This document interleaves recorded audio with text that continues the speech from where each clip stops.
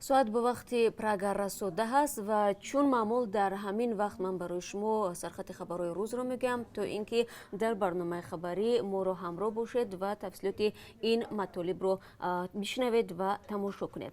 Чун имрӯз дар аксари кишварҳои олам мусулмонон иди Саиди Фитрро таҷлил мекунанд, мутаносибан дар барномаи хабарӣ дар ин бора хоҳем гуфт.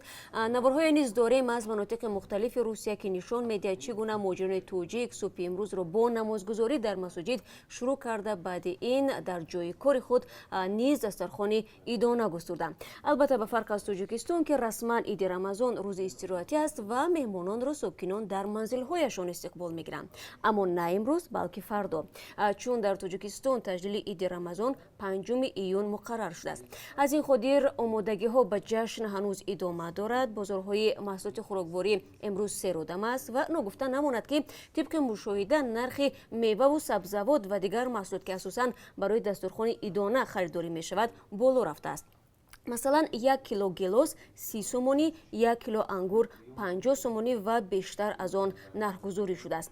Таври ҳамкорони мо мегӯянд дар бозори фурӯши либос агар сӯзанро партоед рост меистад. Тибқи анъана дар иди Рамазон сокинон кӯшиш мекунанд либоси нав ба бар кунанд, чун хосияти хуб доштааст. ҳоло кадом нави либосҳо серхариданду нарху наво чӣ гуна аст, гузорише хоҳем дошт дар барномаи хабарӣ баъд аз камтар аз 3 соат дигар. яке аз дигар анъанаҳои иди Саиди Фитр ёд кардани гузаштагон ва зиёрати қабри онҳост. Аммо тавре ба назар мерасад пайвандони баъзе майитҳо панҷараҳои сари гурҳоро дар қабристони Сари Осиё канда дарёфтанд.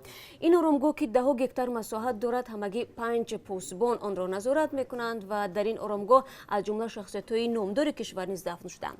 Панҷараҳои болои гурҳо ба кӣ лозим шудааст? Дар як гузорише дар барномаи хабарӣ бо ҳам хоҳем дид. Интиқолашон ба хотири амният буд. Сардори раёсати иҷрои ҷазои вазорати адлия имрӯз сабаби аз Хуҷанд ба Душанбе овардани маҳбусони зиндони Хуҷандро тавзеҳ дод. Ин мақомдор мегӯяд аксарияти ин маҳбусон ки дар ташкили ошӯб муттаҳаманд ба гурӯҳҳои террористӣ ва Доиш иртибот доранд. Сабаби оварданашон ба пойтахти кишвар ҷилавгирӣ аз ҳар гуна нооромӣ маънӣ дод мешавад. Интиқоли ногаҳонии маҳбусон нигаронии наздикони онҳоро ба вуҷуд овард ки мегӯянд аз сарнавишташон маълумоте надоранд. Бо гузашти наздики 7 моҳ аз ошӯб дар зиндони Хуҷанд то ҳол солҳои зиёде дар робита ба он боқӣ мондааст. ҷузъиёти ошӯб аз сӯи мақомот расман шарҳ дода нашуд, ба ҷуз ин ки мақомот гуфтанд ошӯб аз ҷониби онҳое ташкил шудааст ки бо иттиҳоми тундгароӣ ҳукм гирифтанд. Ва яке аз мавзӯъҳои дигари барномаи хабарӣ маҳз ҳамин аст. ва ҳамчунин дар барнома аз тақдири муҳоҷироне хоҳем гуфт ки дар Русия баъди даъват ба идораи пулис нопадид шуданд. рӯз нав оғоз шудааст ва хабарҳои бештар аз ин низ дар дасти мо ҳаст ва мо онро дар барномаи хабарӣ пешниҳоди шумо хоҳем кард. мунтазири мулоқот бо шумо ҳастем. худо нигаҳдор.